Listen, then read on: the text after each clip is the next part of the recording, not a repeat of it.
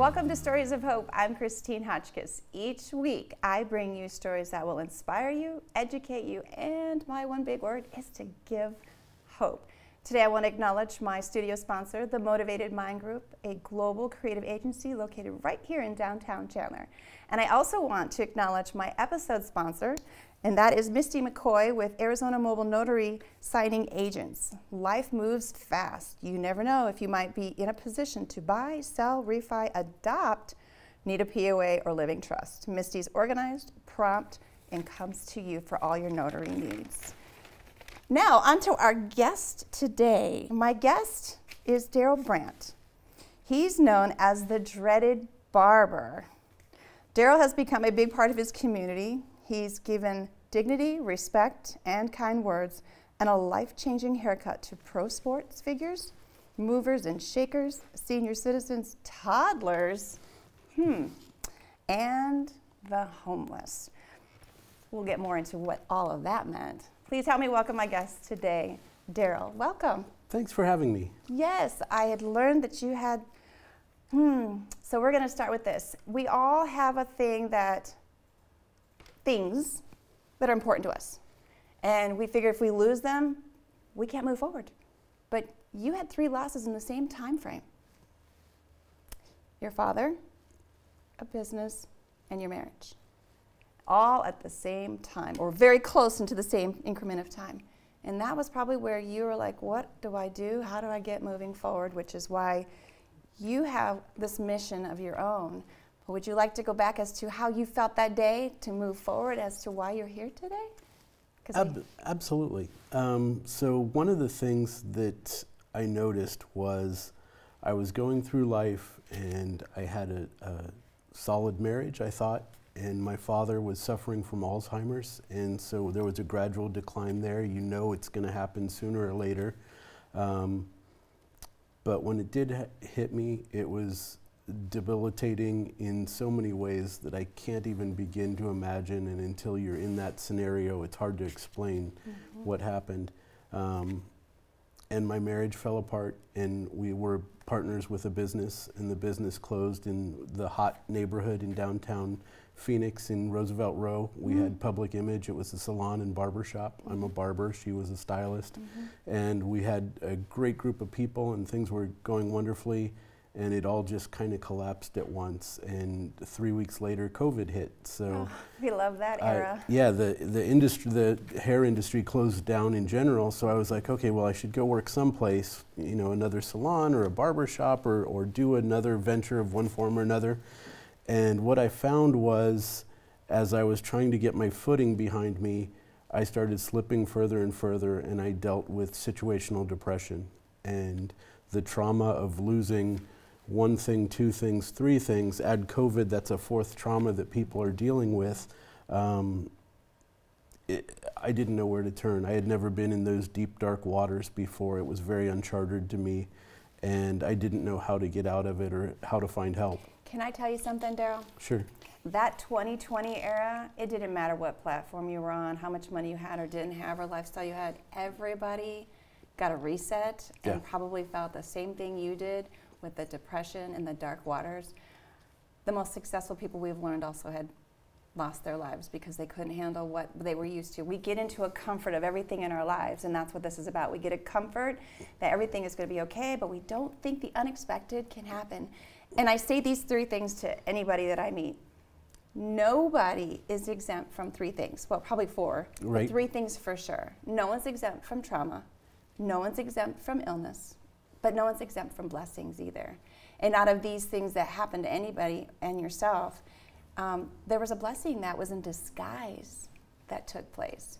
So being a barber, and you are known as the Dreaded Barber, hence the hair. Dreadlocks. Where did you find yourself coming out of the dark waters that gave you a purpose to the organization you now have today that helps other people? It's twofold. Professionally speaking, I started thinking about what I did, what I've done over the past 20 years. I've now been a barber for 23 years. At that point, it was like, where did I find the most joy in cutting? And I had musicians that were playing at the Marquee Theater or in the stadium or arena. I had politicians in town, I had professional athletes that were in my chair, and I enjoyed them, and I had my regular customers that could be in every week, 2 weeks, 5 weeks for haircuts. But an organization came to me called Trevor's Vision, and they were feeding people up the street at Grace Lutheran Church, which is a block and a half from where my shop was. And they had been trying for about 3 years to find someone to come and give haircuts to the homeless.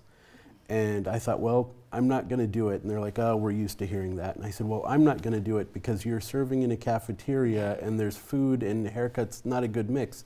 But they didn't know at the time, my shop was only a block and a half away. I said, how about if I leave my books open from 7 to 10 after you feed them from 5 to 7, and whenever somebody comes in for a haircut, I'll take care of them. And that was the blessing for me. When my shop was open and then even afterwards, that was something that I really reveled in as being a positive thing that I was giving back to the community. I'm a huge supporter of doing things for the community, helping people less fortunate than I am. And there's sometimes where I was, worried about making my car payment, or do I have rent to pay this month? Am I going to be able to keep a roof over my head?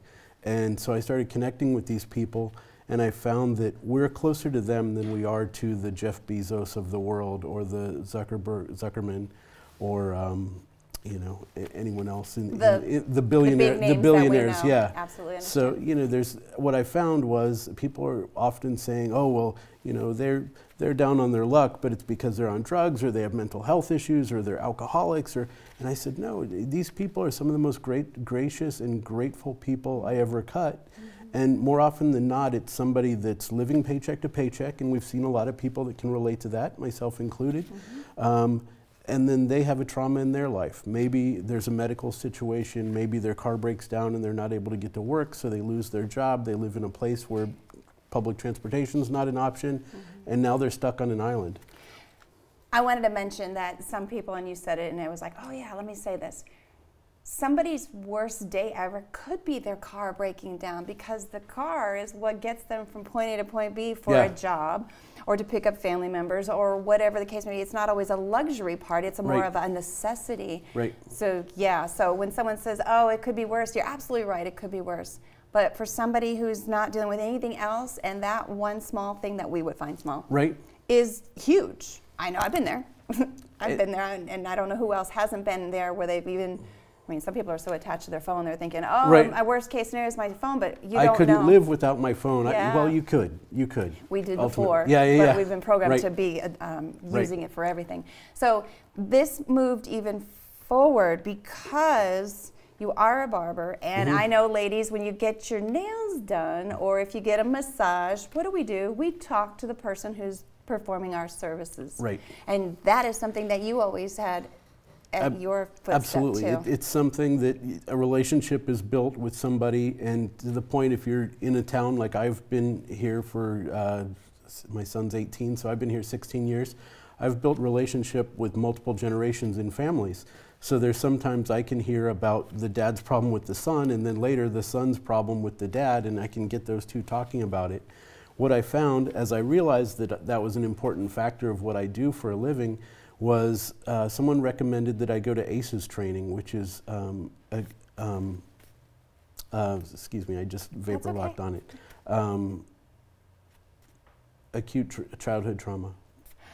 Oh, I fall in that category. So I started learning about trauma and the things that are starting it. And what we realize is, like we said, the small things is what it can be. And people are like, oh, why are they flipping out? Why are they acting up? Well, you act out because you don't know the words to describe what you're doing.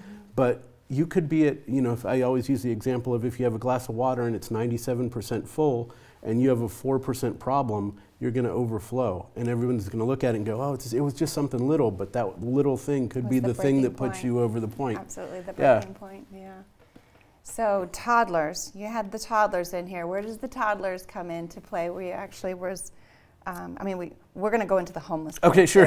But, you talked about how, life-changing a haircut can be. The life-changing part is being that person that is someone's outlet for that very moment that they're probably needing it. Exactly. It is support. It's all about support. And I'm about to, in January, I'll finish my certified peer support specialist. As someone who's gone through depression and situational depression, now I want to reach out in an even bigger way to help people. So toddlers, again, multiple generations of customers over the years. There's a grandson or a son that pops into the family's picture. I've had those little guys giving people their first haircuts, 9 months old, and they're sitting still on mom and dad's lap, and it's just one of the things that I can say. Some people are like, oh, I don't like to do kids. I don't like to do anyone under 14 or 18 or whatever. And I'm like, if they've got hair, I'll cut them. It's their level of patience or understanding. Absolutely. And here's one thing I just realized when you said that, and I noticed this on something else that I was just involved with. Mm-hmm. We tell our kids not to talk to strangers, but we put them in front of characters at Disneyland. Right. We put them in a lap to get their hair cut and say, oh, let's have a conversation. Right. Yeah. It's kind of, I'm still trying to figure that one out. Right. But because in the end, we're all strangers, but now we're not strangers. But we all need each other. We absolutely people need do. people. We you can't live on an island. But it also comes with, like you said, the trust part too. And trust is the foundation to every single relations, personally and professionally. Right. And you get to be the person in the chair where this might be something that you actually can relate to, only because I sit here in my own chair, right, and have guests such as yourself, mm-hmm, and anyone else who sees the stories is, I've been changed by your story. And whoever else that can relate. And so that's the same thing. You're now sitting in you're having someone sit in your chair as you're sitting in mine. Right. And you're giving a life-changing moment for them to say, I trust you to sit here and share whatever I want to share with no judgment. Absolutely. Yeah. And hopefully you'll walk away from this interview and think, oh, because of Darryl, I've picked up something that I'm going to adopt. I've certainly done it, like you said. Mm-hmm. I have one of my customers that sat in my chair and said, Darryl, I need a haircut that I can change the world with. Oh.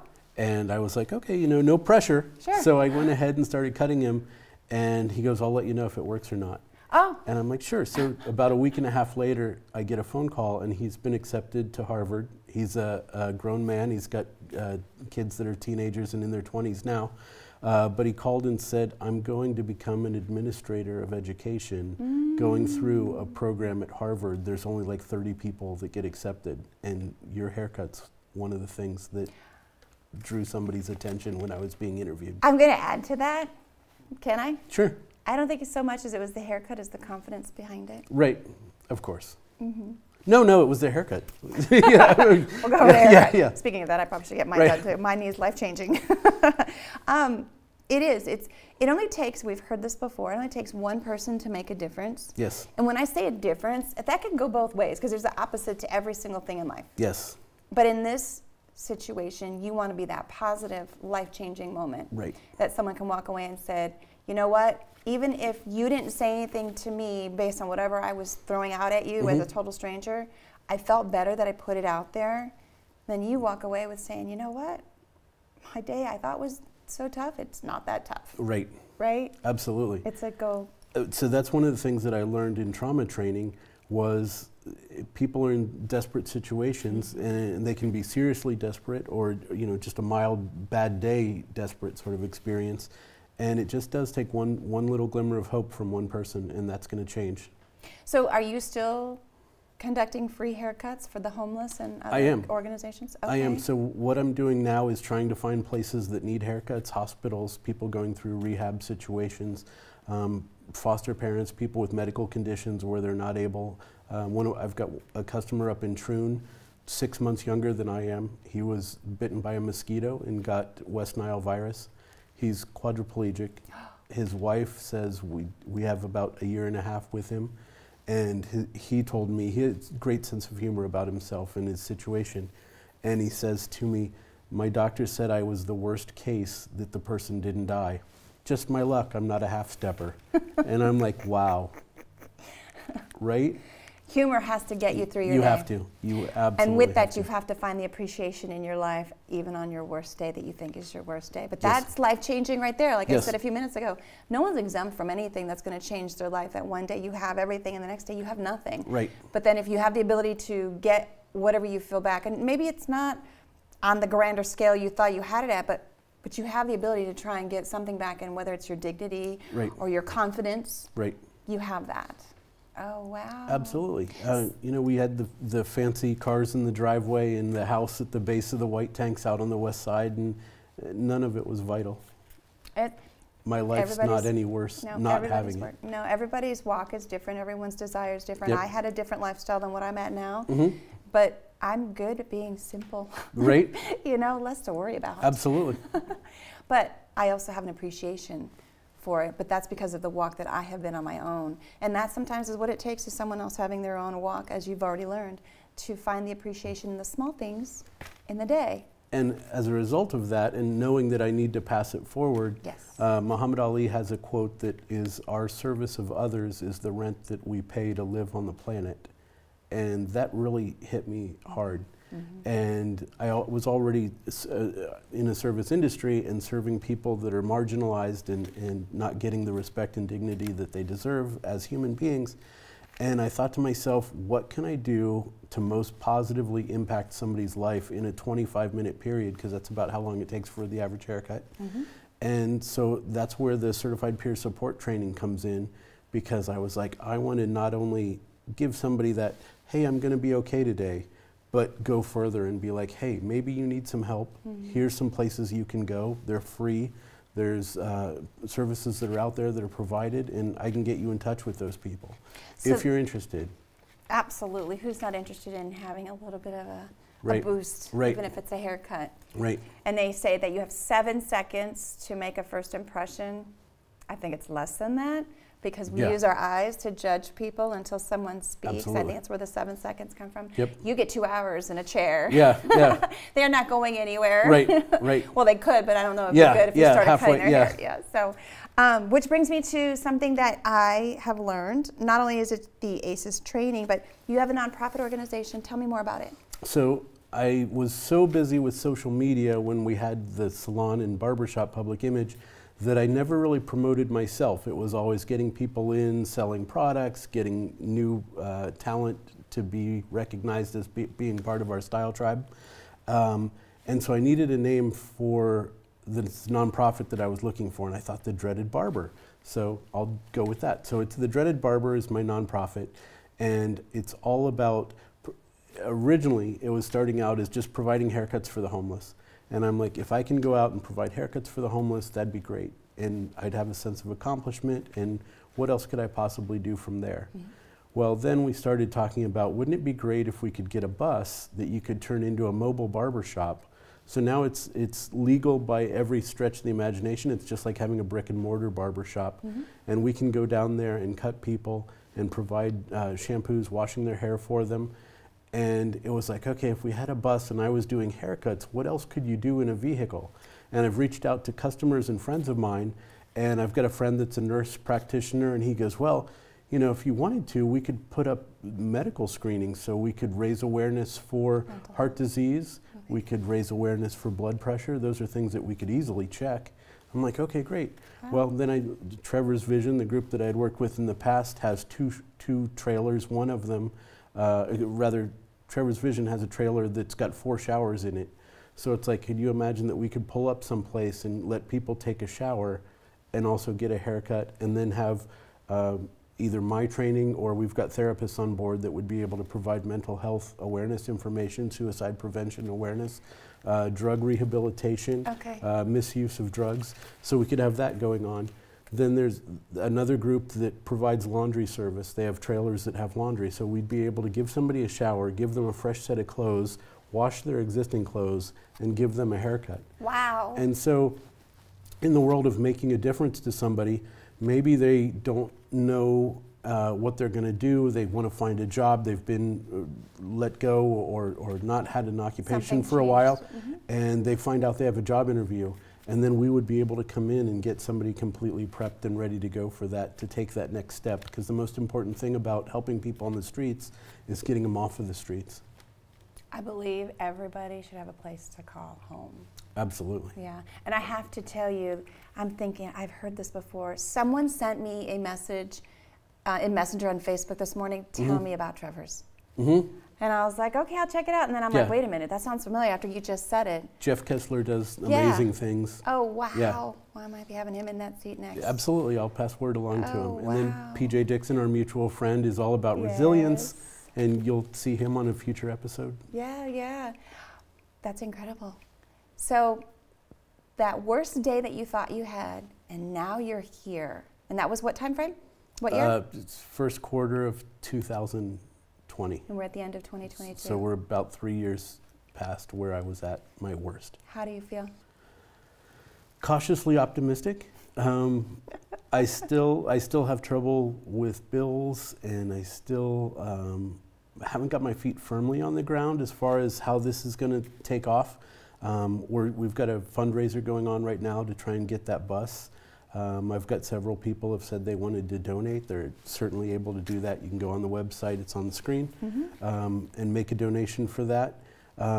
Once that gets going, things are going to become magical.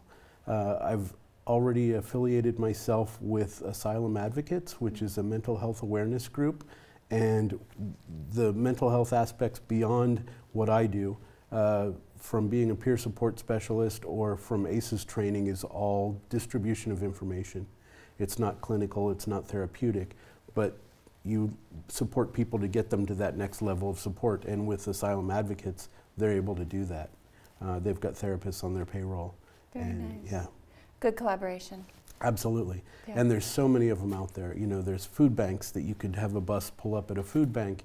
You could do the laundry service, you could do the shower service. There's so many places. You could go down to the zone, down across from the Capitol. We've got 1,200 people living on the streets in downtown Phoenix right now, and they're trying to figure out how they're going to get these people homed. And everybody needs a little glimmer of hope. Absolutely agree with Yeah, you. That's why yeah. I do what I do. If I can't save the world, each person that sits in my seat has a part in doing that. We're a team, yeah, absolutely. Yeah. Wonderful. So you are a current barber still. I am a in barber. an actual brick and mortar. No, I since Public Image closed, I've been going and trying to find additional business with rehab centers and places. Okay. There's places where people aren't able to go to a barber shop for whatever reasons, health, mental, behavioral. Sometimes it's transportation. Or just transportation, exactly. So there's schools that I've gone to that are low income, and they wanted to be able to provide haircuts for their students, and I'm more than willing to help with anyone that needs any group of people needing haircuts. That'd be great. You know, I could give you a little insight only because I'm very active in the community here in Chandler. Is the schools, when they get ready to go back to school, get involved with some of the school districts and offer that as a service, because there's a lot of schools and a lot of students that could use that fresh haircut on their first day of school. I've done that with Tullison out on the west side already. You. Yep. Good for That's you. exactly the sort of situations I'm looking for. I'm involved, and I'm on the committee for the Operation Back to School Backpack here in Chandler. It's going on my 5th year, and so that's where I saw it, and I was like, oh wow. Yeah. So yeah, that's a great give back. Absolutely, and it's all about the give back.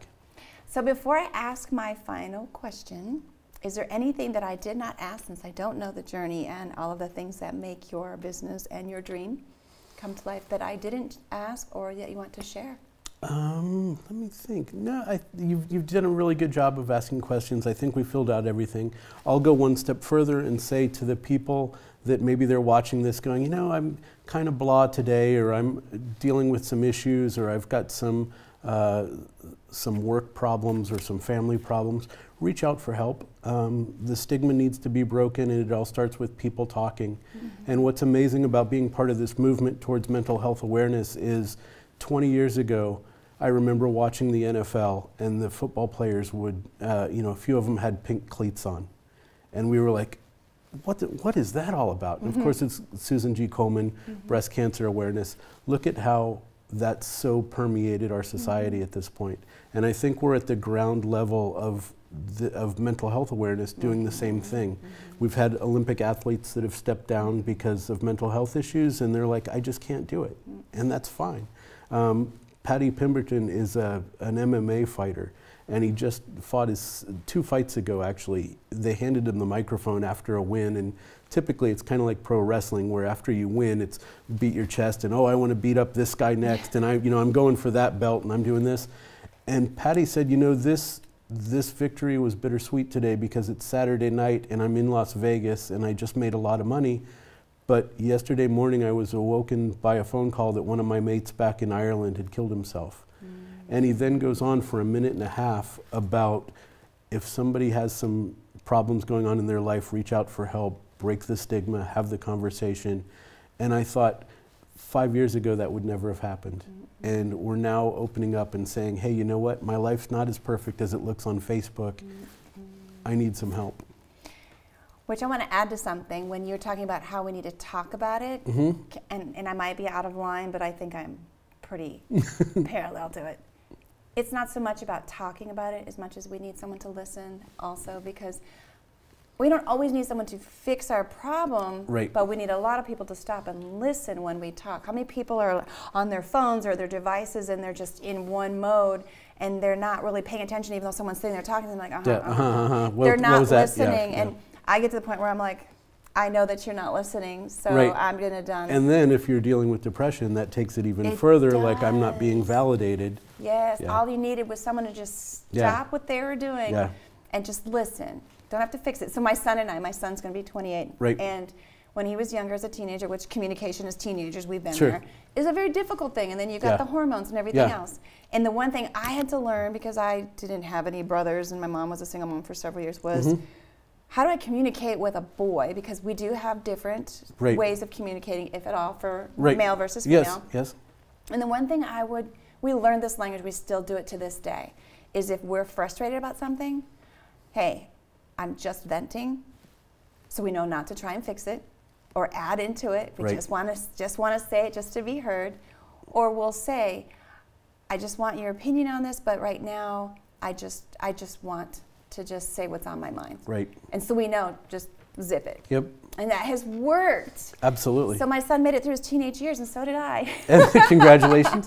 So then on a younger level, like dealing with grade school children, if you see them, I've got a friend that just told me this story, and it made sense because it ties into all this, is they were acting up, and they're like, what do I do to get him to stop acting up?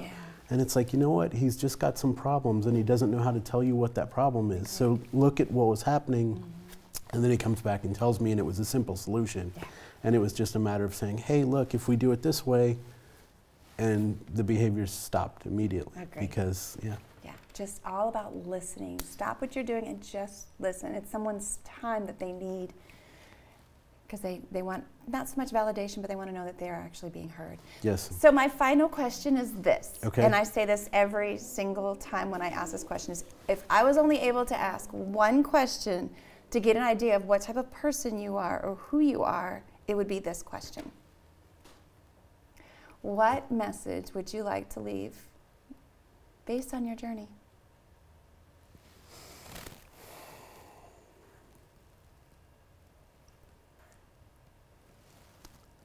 I'm going to have like a three-part question here. And a lot of times I use song lyrics whenever I'm posting. Music is always like a connector. Absolutely. And so one of them comes from Michael Fronte's band Spearhead. Bad things happen, but good things happen too. And we had already talked that sometimes people dwell on the negative and can't recognize the blessing that's in disguise, or the long-term version versus short-term, where that success comes from. So that would be one. People need people. Healing people is a phrase that I hear a lot of times. And if I could have one single message, when I took my ACEs training, Sang-Hoon Yu is a minister here in town, and he was one of the facilitators for the class. And he said, you know, Darryl, anthropologically speaking, barbers throughout history in every culture have been at the front line of the first responders. So you have an incredible responsibility. And he made that statement at the beginning of class on the first day, and I'm surrounded by psychiatrists, psychologists, social workers, and people that have been in the industry for years. And everyone looked and said, that guy's a barber and he's coming to this class. What is he gonna present? Your ears. Absolutely. And the relationship, and then we just competed with Asylum Advocates, just got a grant. And it was a third of what we asked for, but it was still a good chunk of money. And they said, you know, we liked your whole presentation, but the idea of that mobile barber shop with the mental health awareness tied into it is bold and innovative. And I think, you know, throughout my life, subtlety is not a word that people often use when describing me and whatever I do. You know, when I walk in the room, people know. And so yeah, let's just help. I challenge everyone to help each other Yep. and to help others, strangers, as well as people that you're in relationships with, and your families and your friends and your neighbors. Everybody needs a little something. Be there for each other. Thank you. Absolutely. I appreciate that. I appreciate your time and then all the information you provided, and I'm sure you'll be blessed beyond measure as you continue to go through your journey, as all of us get stuck. I was just talking about it before we started, and I was like, I see all these wonderful blessings, and sometimes we don't see that we already have a blessing going on. We just we wanted to see it the way we want to see it. If we can just get that bus, it'll change thousands of lives. Thank you for having me. Absolutely, and thank you for your time. Sure. Where can you be found? One more time. Whatever.com is my website, and you can reach me there if you have an event. Once we do get the bus, one of the things that we also were planning on doing is going to the music festivals, the cultural festivals around town, where we would set up for the weekend, and people would be able to make donations that way. And that way we'd be out providing the service for free for people, but then mental health awareness, but then we could raise awareness for our organizations by going out to these other events around town and providing a presence that way. Well, I'll let you know this. I'm very connected in the city of Chandler here because I do a lot of things as give back and on committees for things that are actually making a difference, as you are. Perfect. So when that cultural thing comes about, let me know because I'm here. I will connect you. I'm here. All right. I'd love to be a resource. Thank you. Yes. Wonderful. Oh, my goodness. Another great story. I want to thank my studio sponsor, the Motivated Mind Group, your creative global agency located right here in downtown Chandler. If you have a story you want to share, know someone who has a story, or you're a nonprofit making a difference in your community, please email me to the address of stories@christinehotchkiss.com. Until next time, everyone, I wish you well, and you take care.